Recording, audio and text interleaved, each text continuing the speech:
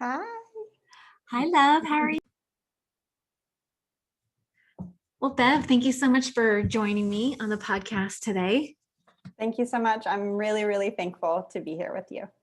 You're so sweet. I am thankful that you're here today, too. I was a guest on your podcast, and I was like, oh my God, this is like my sister from another mister. Right. We are so aligned in so many things. It's such a joy, and it is so inspiring for me to see somebody who's doing so well. You do so much service and you have dedicated your life to helping other people heal in such an impactful way that I'm excited to have you share your story. But just that we became friends, I'm like, yay.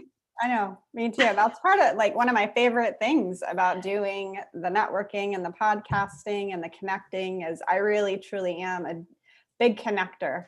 And part of my recovery was that I was so super disconnected. And so I value connection so much now.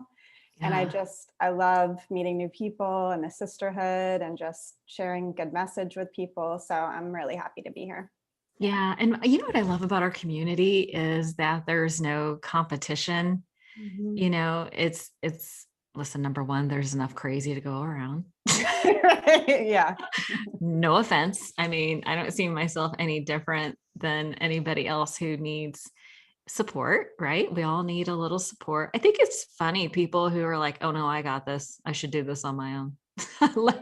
let me just isolate over here in my pain. But no, we all support each other, and people need different things at different times. I know you are trauma informed. Is it fair to say that you're a trauma informed specialist? It's interesting because my backstory is definitely in trauma. And even when I worked at nonprofits, I did a lot of training in trauma informed and evidence-based practice work. Evidence-based. Specifically, seeking safety was a certification that I did. So I always worked with the women and ran women's groups when I worked at nonprofits because I worked at a domestic violence shelter and then I worked at a co-occurring nonprofit treatment facility. And so I was always the person that did do the trauma-informed services there. And so I've kind of carried that forward with me. It's been such a big part of my own personal healing journey. And Yeah. so it's just something that's woven in the essence of what I do.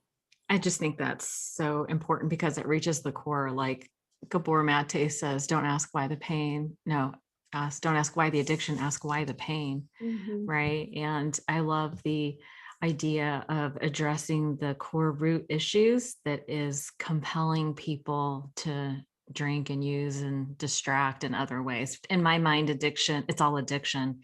And the purpose of addiction is distraction. And so it's like, what are we trying to distract from? And how do we get the support that we need so that we can face it and resolve it? So I cannot wait to hear, number one, your story. Mm-hmm. I want to talk a little bit about your book, How I Use Transforming Trauma, How I Use Spiritual Psychology to Heal My Life. I think that's going to be really important. Trauma. I was transcending. Sorry, I can't read my own writing. Oh my God, what's the matter with I me? got you. Thank you. I told you I had some exciting news today. So I was like, Bev, you're going to have to keep me on track today. Okay. And we're going to talk about 3 points: the mental, emotional, spiritual, and physical. It's that holistic approach to healing that is so key.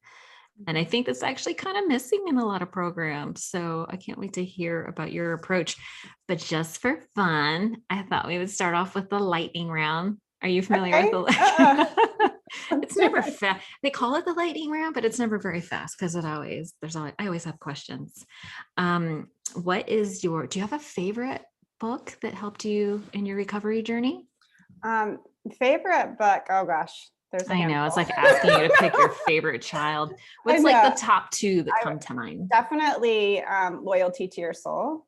It was written by the people that created spiritual psychology, Dr. John and Mary Holnick.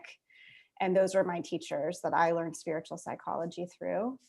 So I definitely love that book because it's such a great description of what spiritual psychology is And so if anybody's interested in how spiritual psychology might be used in their recovery, that certainly would be a really great book to go to. I always love A New Earth by Eckhart Tolle. Every Oh time I my read God. that book, I just, conscious awakening so important to me. And so that book, every time there's something new I get from it that I can implement and apply. And I'm a big application person. And I think that's why my healing has happened as quickly as it did and has sustained for so long, is because I'm very good at taking information and applying it to my life and either getting results or not getting results, course correcting, tweaking things. I just love that process. And that's what's been part of my success.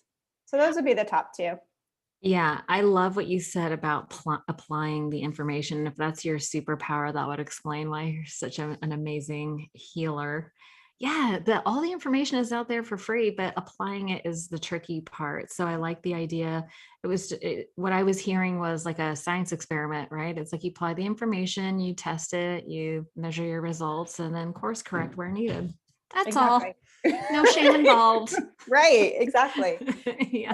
And I would really say my superpower is breaking the process down for people. Ooh, breaking the So process I down. love to break the process down. Like in my book, I actually talk about how did my transformation happen, and I talk about these 4 keys that transpired in my healing and recovery. And it's the same thing I do when I teach coaches, and I just love to break the process down in a really manageable way so Uh-huh. that we can have the experiential experience and have Yeah. our learnings and course correct, and that whole science experiment you just said goes down. I love it. I love it. And the 4 keys is the mental, emotional, spiritual, and physical. No, it's actually not. Oh, So I'm yeah, glad I asked. the 4 keys are going to be awareness, changing your thinking. Uh-huh. The third one is developing your skills. And the fourth one is practice or embodiment. Practice or embodiment. I'm going to put show notes in. So Great. if you're listening, driving, I'll have these for you. Okay. Books. Love the books. Do you have a go-to mantra or quote that really has impacted you? Right now, the mantra that I use a lot is awareness, presence, relaxation. Awareness, presence, relaxation. Yeah. And this is a mantra that I actually received from a yoga practice that I did. And Oh, it's a mantra I actually teach to coaches before they go into session. So anything that you can do to ground yourself before you're going into a meeting, before you're going into a conversation with somebody maybe that you're having. Again, this is the application part of this is, taking that quote, that mantra, that motto, and finding the ways in your daily life to actually experience it and to see how it works for you or what you might do differently. And so I oh my love that one. goodness. You are brilliant. Yeah. So you're like the coach's coach. I have become that. Yeah. That wasn't how it all started. It started off with recovery coaching, and then it's Yeah. just unfolded in such a beautiful way. I'm gonna sidetrack you for a second. So you coach coaches as well as clients. You work one-on-one with people, and you help coaches be better coaches. Yeah. Is I that mean, fair? Okay. yeah, I Yeah. still get people that come to me for recovery coaching as Uh, well. So that's yeah. kind of something that people still come to me for, but it's evolved now to me helping other helpers Yeah. with So their own. important. Helping the helpers. Man, I gotta tell you, so I've been coaching full-time since December, and it is absolutely my purpose, you know. And at the same time, it's like I'm very aware that I have to up my own self-care practice, right? You can't transmit something that you don't have. And so yeah, definitely so important for me to surround myself with people like you who are amazing. Oh my God. Okay, thank you for sharing that mantra: awareness, presence, relaxation. What is your regular self-care practice or routine? Yeah. So my regular practice is around the 4 levels, but I Okay. think we're going to get to even deeper. So I'll just say the mental level, the emotional level, the spiritual level, and the physical level.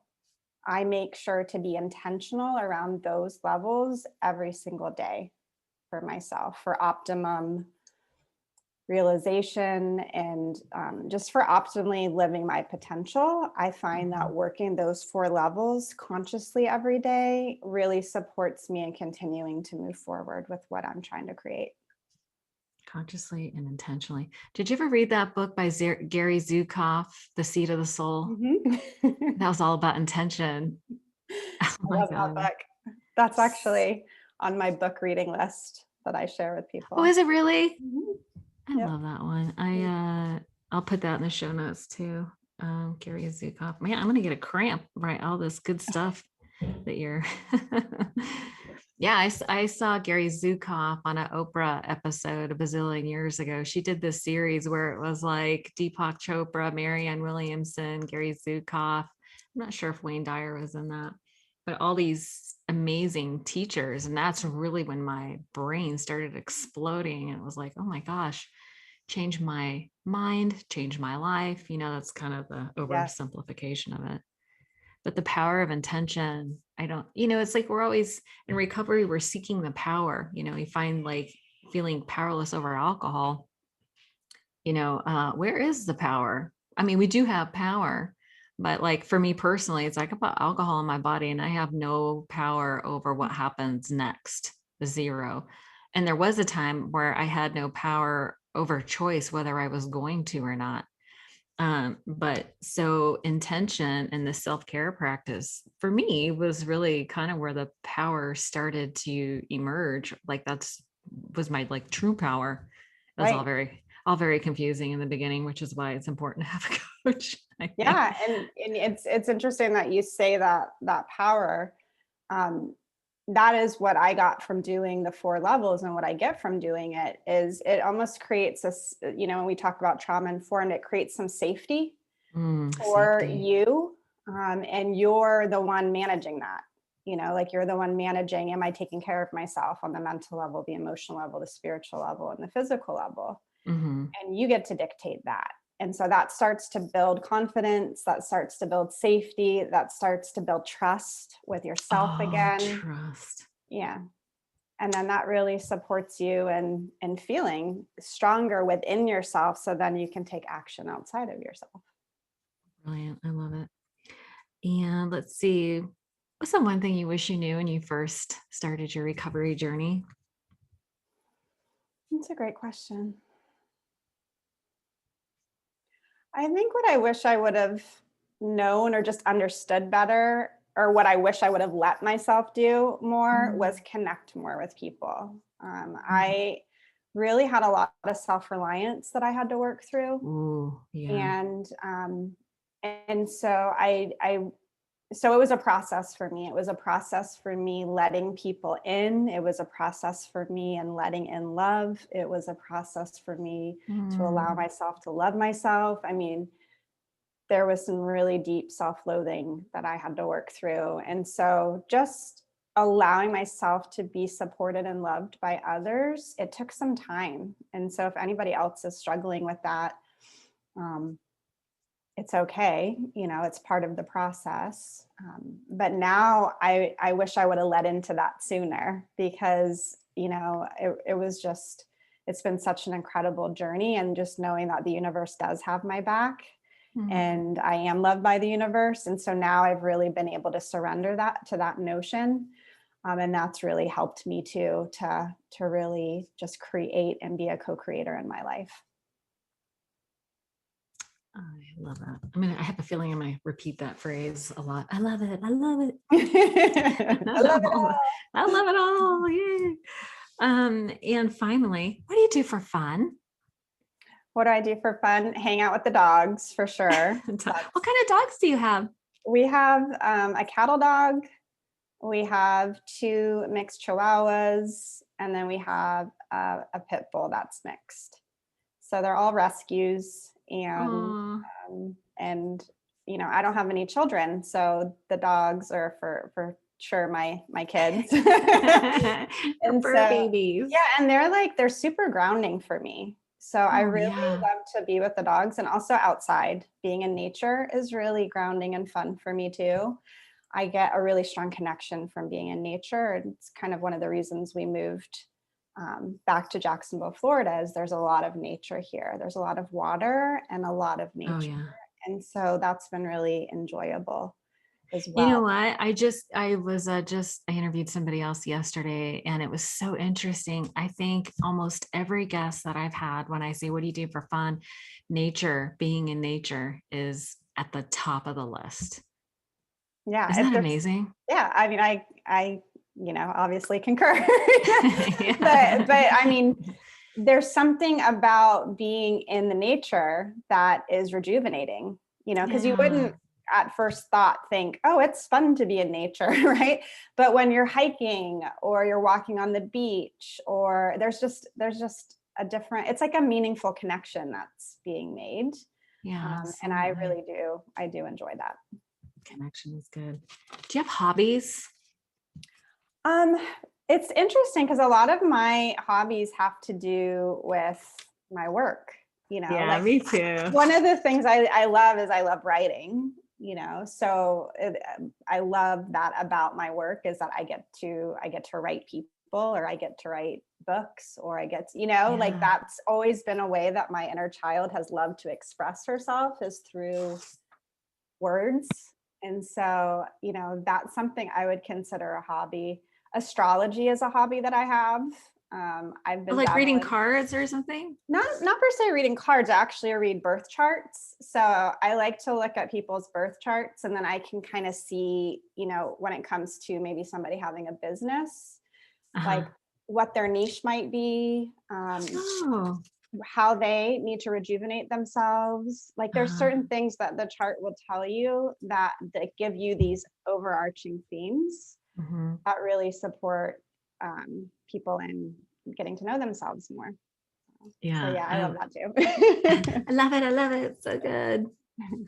Okay, well, that was the lightning round. We actually did pretty well. Good, I want to good. keep us on track. I know you have a class to teach. Do you want to just share a little bit? I know your book will have like the full story, and I'm going to get it myself. I hadn't had a chance to read it before we talked, but I can't wait to read the whole story. But do you want to give us the Cliff Notes version? Yeah, absolutely. I've been wanting to write the book for a really, really long time, of course. So the book really starts at my breakdown, or also what I consider my breakthrough. I think, my breakdown was really my breakthrough for sure. But the backstory, not to go all the way back into my childhood, interestingly enough, when I share my story, I really don't share a lot about my childhood, even though there's pieces of it that greatly, greatly impacted me. The main things are growing up in a domestic violence situation with my mom and dad. My parents were both immigrants from another country. So being somewhat isolated from family, it was really just our family here in the United States. And then my dad was an alcoholic, and he died when I was 24 of cirrhosis of the liver. So those are kind of like the main points, things that happened that were pretty significant to me. So what came about from that is that I always loved helping other people. And so I was like an avid volunteer when I was in, elementary school, middle school, high school. I got awards for it. And so I always got praised for helping other people and for being such a great helper. And so I knew I wanted to do some sort of work that had to do with being of service to other people. But what happened in my mid 20s is that I still hadn't really done my inner work. And so I kind of thought I could just sweep all the trauma underneath the rug and just keep moving forward because that's what I had always done. And everything, came to a head in my mid 20s where, and I had been having problems for quite some time. So even in college, I had like an overdose. I ended up having a DUI. I mean, there were some significant things that happened that were really big warning signs and big consequences to my choices. But I always was, high performer, high functioning in my perspective. And so I just kept going. I never let those things be my wake up call. But then in my mid 20s, a couple of years after my dad had passed, I just kept having more consequences and feeling less fulfilled within myself. It was like the job wasn't doing it for me anymore. I was having really poor relationships with people. Nothing that I had used to fill my void was filling the void anymore. And so things just came to a head while I was working at the domestic violence shelter, where I realized, I go to work every day and I do my best to be of service to other people, but I'm not being my best to myself. And that ended up leading to the breakdown was really suicidal ideations. I mean, I had anxiety and depression for a really long time and had been diagnosed with every kind of anxiety disorder that you can name. I'd been diagnosed with by that point. I was waking up in anxiety and just, going to work and doing my best to manage, and then, would come home and drink again. So I went through like different cycles during college. I was definitely more into drugs. And then when I was out of college, I would say that it was more alcohol related, even though in college I drank alcohol too. So I was always a polysubstance user where I used whatever I could get my hands on. So the suicidal ideations were a really big wake up call for me. One, because I always supported other people with stuff like that. And so for the sheer fact that I was starting to experience that within myself, I knew I had to reach out. And I always say that was, one of the issues for me was that I was a helping professional. And so I felt such shame in saying, I need help too. I need help too. And so when the suicide ideations happened, I just knew at that point, I have to do something about this or something really bad's going to happen. And I reached out to a friend, and this friend supported me in getting, an appointment to a psychotherapist. And that friend took me to that appointment and made sure I went to that appointment and sat outside while I did that appointment. And then, that's when everything changed. I mean, it took another 3 months after that for me to go full abstinence. I still tried to moderate for the first 3 months or so of working with the psychotherapist. But then we kind of got to a point where and I love that he said this to me. He was like, Beverly, if you want to do the mental and emotional work that you said you wanted to do, you need to think about not drinking for the next year so that we can see what we can do.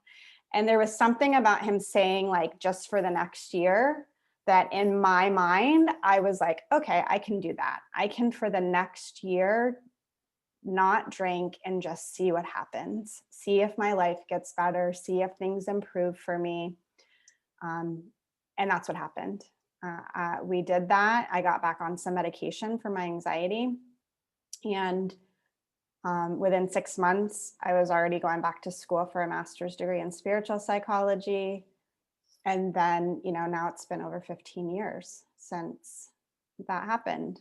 So it was such a big turning point in my life. I was 26 years old, and I'm so grateful. I know like we all recover at different ages and different places, and it takes what it takes to have that awakening and just wake up to what needs to be. But I'm forever grateful that it happened when it did. And if anybody's in their 20s listening and struggling, like this is such a great time. Like now is a great time. It doesn't matter how old you are, right? Yeah. Like now is a good time to do it because there's so much awesomeness that is available if you just start doing it now. So yeah, that's pretty much how the story went down. That's beautiful. So many things I want to ask you about. I got sober at very close to that same age too. I was 25 when I kind of crashed and burned and started on that journey. I did not go get my master's degree. So no, but wow. And you've been doing it for 15 years already. That's amazing. You look like you're I'm in under my 30. 40s. So I'm in my the 40s. are you? I was like, oh, she was 12 when she got her master's degree. That's amazing. Yeah. Child prodigy. Yeah, well, and here's the other thing is when you're not using and drinking, your face will thank you for it Mhm. later. That is the Yeah. best skincare routine. At my age, you can add Botox, so that's fine. Um, okay, so many things I want to ask you about. I mean, just your trying to, well, working as in a domestic violence, scenario. I would imagine that, I don't know if it was that re-traumatizing a little bit based off of your, I mean, because in my mind, I was thinking, oh my gosh, she had domestic violence as a child, Mhm. right? Became the helper, the rescuer, totally identify with Yeah. that. Yeah. And then going into a helping profession where you're witnessing it. And I think the most painful thing in my mind in that arena is the learned helplessness that you see the women who are not able to move out of those situations, and that like the repeated abuse that you witnessed as a caregiver, I would imagine would be so difficult. And so not having like resolved your own trauma, that must have been like no wonder you drank. It's like, Mhm. no I wonder. mean, any of these types of jobs are really hard. Yeah. I do a lot of coaching now. Like I train other social workers, counselors, therapists. That's usually my niche of people that Yeah. come for coach training. And so, I mean, these jobs are difficult. There's just no Right. doubt about it. And there is some sort of re-traumatization and compassion fatigue that happens. And that's Compassion why, fatigue. taking care of yourself is so important because when we are in those situations, we don't want to allow ourselves to be triggered. So if you take really good Right. care of yourself, it doesn't mean there's not going to be any of that, but you're going to put yourself in a better situation. So what was interesting for me is I felt very okay with holding space for other people. Yeah. That was kind of the thing that got reflected back to me, is that I more had a challenge with holding space for myself, or Mhm. wanting to hold space for myself, or wanting to love myself. And so that's really what got reflected back there to me, was like my willingness to be so empathetic and compassionate to other people, and my unwillingness to be empathetic to myself and compassionate to myself. So yes, I think that there's just no doubt that there was some re-traumatization that happened. Um, but then what's interesting is that, like, that scenario is also what mirrored back to me still the healing that needed to happen. And I just resisted it for so long because of stigma and shame that I was really Mm, placing on myself for right. being a helper, that, I'm supposed to have it all together. I'm supposed to help other people. Like, I can't say that I'm not doing well. I can't tell anybody that, how I'm feeling inside of myself. So I just had a lot of misunderstandings about what it meant Yeah. to be a healthy helper, Yeah. and luckily was able to do some deeper work around that. Being a healthy helper, that is really important. Yeah. No, that shame of having feelings around that while you're a helper, that's real. Like Yeah. yeah, And the that's real. codependency was real for me. I think Yeah. that's a really interesting one too, that I talk to people about a lot now, Yeah. is that it's quite natural to fall into codependency, because what we're doing is, I'm going to be of service to other people, and that means I'm a good person. And Right. so we're finding our worth in service, Yeah. right? Versus finding our worth within ourselves, and Yes. then bringing that to service. And I think that that was the healing that took place for me, is now when I serve, I'm serving from a healthy place. I'm not using service to feel good about myself. I'm Hmm. using service as my outlet of my actualization, my expression, and my potential. And so it's very different now. Like, I can sustain being of service to people. I don't burn out. I don't have, major compassion fatigue like some people have. Why? Because I'm resourcing myself enough, or I'm connected to source enough to be able to stay resourced and not feel depleted by being of Hmm. service to others. Yeah, that is huge. The whole self-care practice. The good news is once you sort of get into the habit of the self-care practice, the self-love, self-compassion, all that stuff, it does become habitual. I had a recent Yeah. family issue come up, and my knee jerk was to double down on my self-care. And I was like, oh, that's a I'm doing healthy, good. that's a Right. healthy sign. I cried, I shared, I was Right. vulnerable, I did all the things and doubled down on my own self-care. Nice. So I love that. Okay. Can you share a little bit about, we talked about 4 keys and 4 levels, 4 keys being Mhm. awareness.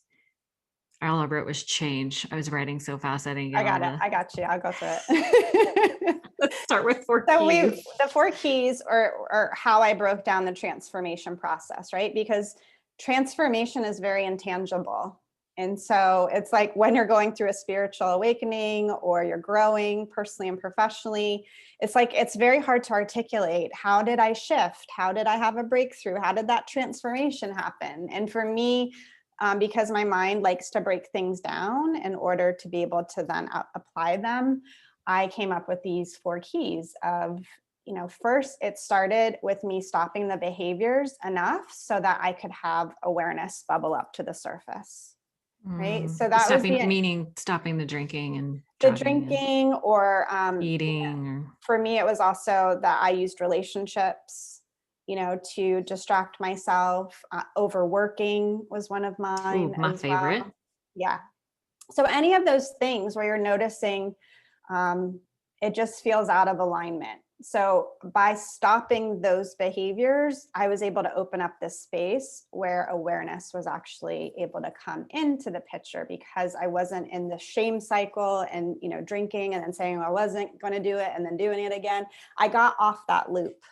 Okay. And when I got off that loop by just stopping the behaviors, that's when I started to have more awareness about things. And at the beginning, the awareness is not good feeling awareness, right? I know. Right.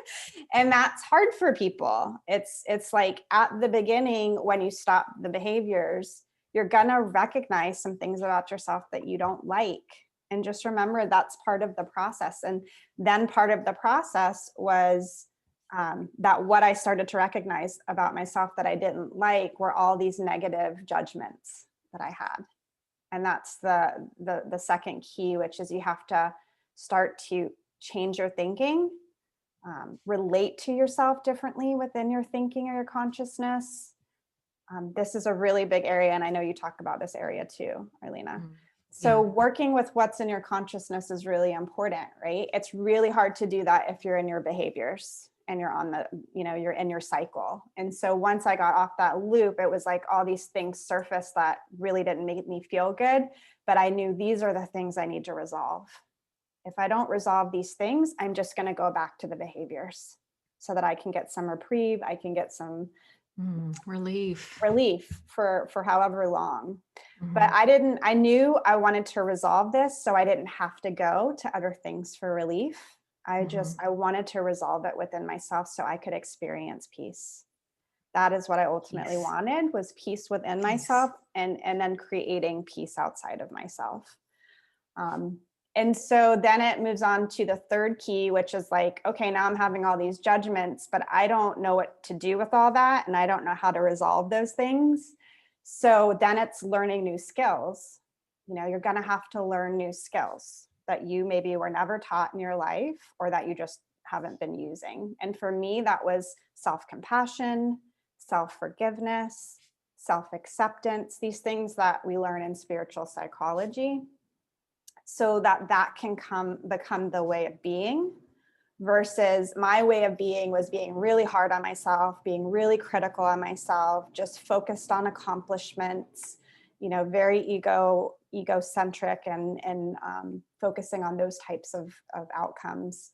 So this new way of being was like, I'm going to be with myself in this much more loving, compassionate, accepting, forgiving way. And that's how I ended up resolving all the judgments that I had. Is there's certain techniques that we teach in spiritual psychology, and I go over some of them in the book. But self-forgiveness is one of the big ones. Is there's a particular technique that we use where we forgive the misunderstandings that we have about ourselves. And through this forgiveness of the misunderstandings that we have about ourselves is when the love can start to come in. And spiritual psychology has a paradigm that says healing happens in the loving. Healing happens in the loving. And I think that's always important for people to remember, because healing doesn't happen in shame. Healing doesn't happen in ridicule. Healing doesn't happen in fear spaces. It happens in the loving. And so if you're not able to give that loving to yourself, putting yourself in communities of people where they're giving you the loving until you can learn how to give the loving to yourself is a great way to start that healing process. But ultimately, you have to be the one to give the loving to yourself. Yeah, I love So, that saying that you can't hate yourself well, right. But Yeah. here's the, and I've heard this a couple, I've been in some meetings lately, and people that like relapse, that relapse starts that self-hatred, shame cycle all over again. The comments I heard even last night and this morning were, I'm so frustrated with myself. I'll always be broken. I'll never get this. Just this, self-condemnation. It's such a Right. vicious cycle, Right. And right? the way that we would like use this is we would take the relapse and say, what's the learning available for me here? What's the learning available? And That's then, so much nicer. yes. And then all of that story and narrative that came up for the person, those are the things that we want to practice self-forgiveness around. So It's it just would, the narrative, because forgiveness of the narrative. Oh, right. It, you're forgiving yourself for continuing to condemn yourself. I forgive myself for buying into the misunderstanding that I need to keep punishing myself, even though I made a mistake. The truth is, I made the mistake. I'm going to learn from it, and I'm going to love myself through it. That's my truth, right? So it starts to, I'm already getting like goose pimples as we're talking. I was like, genius. That's So it. you resolve it for yourself, and in a sense you're resolving it on the 4 levels. You're resolving it mentally, emotionally, spiritually, and physically for yourself. And you can see here, like, it's ownership.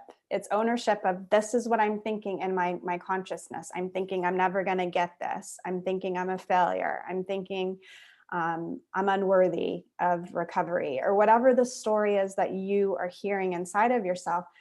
We want to use that. We want to use that, and we want to bring the loving to that. And you can learn how to bring the loving to it through different techniques. But self-forgiveness is one of them. And then you can see it starts to bring this loving, compassionate energy to it. And that can start to dissolve those thoughts within your consciousness. And we're saying the truth is, I'm learning from this relapse. The truth is, I'm learning how to love myself for the first time. The truth is, I'm intending to be more compassionate with myself, and I can use this human experience that's just happened with this relapse, and I can use this for my betterment. And the more we can take every life experience that happens and apply this type of a philosophy, it gets easier. It gets it So gets good. loving, it gets peaceful, it gets easier, and then you start having less of the hiccups, and you start having more of the good feeling experiences that you really want to be having. Love it. That's so good. That's it. That's the healing right there. Yeah. And then the 4th key to add on to this is practice and embodiment. So it really isn't enough to have the awareness. You have to do something with the awareness. So if you have the awareness, I'm really hard on myself when I relapse, or I'm really hard on myself when I make a mistake, or if I don't do something right, I'm really hard on myself. That's a great awareness. Now, what are you going to do with that awareness? Right? So again, applying some self-forgiveness, using an affirmation, just different things that you can do. But it is you actually saying inside of yourself, I'm going to do this differently. And not just in myself, but I'm going to take this action. I'm going to do this in my practice. That's how embodiment starts to happen. That's when you really shift into a new way of being, and you're less judgmental, less ego focused, less of those things, is when we can really commit to our practice and move towards embodiment of the practice. Embodiment. The shift happens. Mm-hmm. Awesome. Yeah, that's it. There it is. I mean, that's what we're trying to. You are the genius at the breaking stuff down. Oh my goodness. And it doesn't have to take long. If anybody's listening and just like, oh my gosh, how long is this going to take? Well, that's what everybody wants to know is how soon can I be Right. well? Because I got 15 minutes. The truth is it's going to take more than 15 minutes. But that was good. I had a really deep healing in a 2.5-year time frame.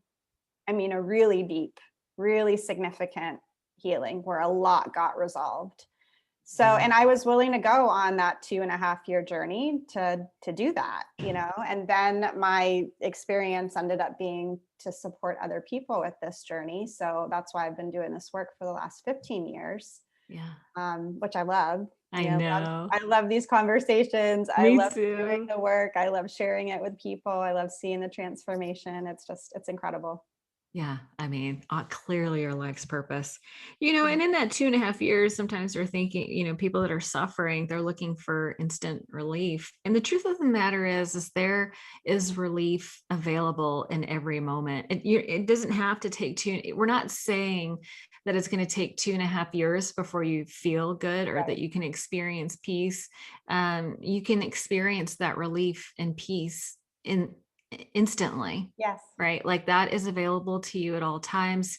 I love these very practical tactics and techniques. The forgiveness is, in my mind, in one of the classes I teach, it's, we do the self-forgiveness process. We go through this whole thing, but it's the forgiveness that is the blocks to receiving, in my mind, like the guilt and the shame and all that stuff. And so the antidote is the empathy and compassion that removes those blocks to receiving. Right. And I like to do the practical application in a workshop setting because everyone, like in the reinvent class that I do, we're reinventing our self-esteem, our self-image, how we see ourselves. And it's so funny. I like to leverage the idea, like I will do for others what I won't do for myself. And so I know that if I'm showing up to, like, I need to show up to class and hold safe space for others, and the students that are coming in are doing the same thing, and we do it together, right, in support of each other. And that is like the practical application. So there's like a bunch of ways to do it. It's so much nicer to, walk this journey with friends than to try to do it alone. Well, I mean, that's, what I was sharing with you at the top of the hour, that self-reliance was really drilled in for me personally because of how I grew up. There wasn't a lot of access to other people and support. So I became very reliant on myself to get myself through things. Yeah. And probably, going to the spiritual psychology program was so life-changing for me. It was a 2-year program. I would drive from San Diego up to Santa Monica once a month and do this whole weekend kind of workshop thing like you're talking about. And we would sit in trios, which was a group of 3 people. And, in one seat, you were the client, in one seat, you were the counselor, and in one seat, you were the neutral observer that just held space and watched the interaction that happened. But we would learn skills and then we would practice them. And when you were the client, you used your own life, and so it was just so healing for me to be. There was over 300 people in that room. Wow. We did this with and it was so healing to be in that space with all these people that were intentionally working on themselves and wanting things to be better for themselves, and us all being at different places in our life, different ages, different demographics. And we came together in just loving support of learning how to take better care of ourselves and also learning how to take better care of others. And it was the best way it could have gone down for me because I really needed to be in a community of people. I didn't do, the 12 steps or AA, so I didn't have that kind of a community outside of that experience. So that experience really was my community of people. Community is, I can't underscore how important community is. It's moving away from that self-reliance, and in my mind is a trauma response, right? You learn not to trust other people, that you have, if you I kind of grew up with the idea that God's not going to do for you what you can do for yourself. And so I adopted sort of like that Home Depot tagline of more doing. That was my more doing. Still to this day is kind of fun for me. But breaking away from that self-reliance, it's so interesting because there's the paradox in there, right? It's like we're breaking away from the self-reliance, but at the same time, it's like we develop that self-worth, right? Mm-hmm. Through connection a lot of times and in community. But isn't that kind of a paradox? It's like we really Yeah. need to build up that internal self-worth. But it's almost, how would you differentiate that? Like in I, my mind, I'm trying to sort it out. yeah. Like I mean, it's for me, it was like the whole process for me was letting go of my ego.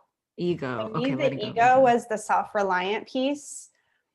And then the people, like the community, that was the connection piece. And interestingly enough, the people and the connection became more like source to me, or Yeah. God, or the universe, or whatever you personally name it for yourself. It was like that's where the loving was coming from. And I had to Mm-hmm. learn how to let that in, like let myself be loved and supported by other people. And it was through that process that I started to trust myself more, and that I Right. started to experience more of my own innate self-worth, Yeah. because it wasn't coming from an ego place. It was really Mm, coming more from my authentic self, which is what spiritual psychology talks about. It's you remembering the truth of who you are beyond your ego. And for mm, me, that's what my recovery did. Like going through a recovery process helped me have a conscious awakening, because it was through letting go of the behaviors that I started to become aware, hey, I'm more than these behaviors. I'm yeah. more than this person that just accomplishes things on the goal line. Who am I beyond just this person who gives to others and does good work for others? And that's when I started to go almost through my own spiritual journey of connecting with the truth of who I was. And spiritual psychology provided that to me. That is beautiful.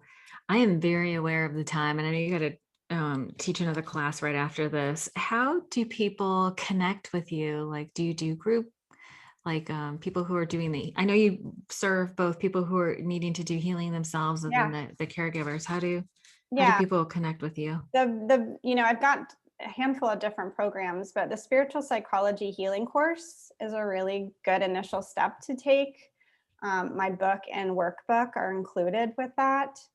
So if we can leave that in the show notes, that would be great. Absolutely. And then the other work that I do is with people that want to become coaches. So um, my people are usually people that have gone through a lot of life's challenges, and Yeah. then they want to use their being on the other side of those life challenges to be of service to people. And so that's why I get a lot of people that want to be recovery coaches. I get, like I Yeah. said, social workers, therapists, counselors, just people that are good-hearted, and they Mhm. are intending to do good work into this world. And for me, I just feel like coaching is the best modality to be able to teach empowerment to people. Like coaching is all about me holding space for somebody else to discover themselves, right? And that's essentially Right. what spiritual psychology did for me. It helped me discover myself. And I think when we can take people through a process where they can discover more about their own insights and awareness, and Hmm. then encourage them to take some sort of action, or apply those Apply. things. Yeah. Right. See, you see how Cause and coaching is effect. like, coaching's the perfect fit for my philosophy, because Yeah. it's really, I love that it moves people forward. It's Yes. like you have an awareness. Now, what do you want to do with it? It's not about what I think you should do with it. It's not Yeah. about me getting you somewhere. Like you're going to get yourself to where you want to get to, but we're going to do it in partnership in that Right. community of people, so that you're not Yeah. alone. And I find that the energy of both people coming together really helps move things forward, versus, again, if we're trying to do it by ourselves. Yeah. I mean, the idea is it's so funny because, people want instant gratification, and this really is the accelerated path. This really is, community and applying the information. That is the accelerated path. Mhm. We're so accustomed to taking a pill, feeling a feeling, but this is actually the easier, softer way. And more Apply. enjoyable. right? and more enjoyable. Yeah. I mean, we do insist on having a good time. I Yeah. mean, people in recovery are the most fun people I've ever met. And we can remember everything the next day. So there's that. Mhm. Well, Beverly, you are such a blessing in my life. You are a joy. You clearly have a level of genius that is needed in this world today. And I can't wait to see all the things you do. And I'm going to leave links to all your things Cool. That'd in be the great. show notes so people can reach out to you and utilize your services to apply all the things so they can get the results. Thank you. Thanks for having Yay! me. Love you, girl. Thank you so much. Where's my stop button?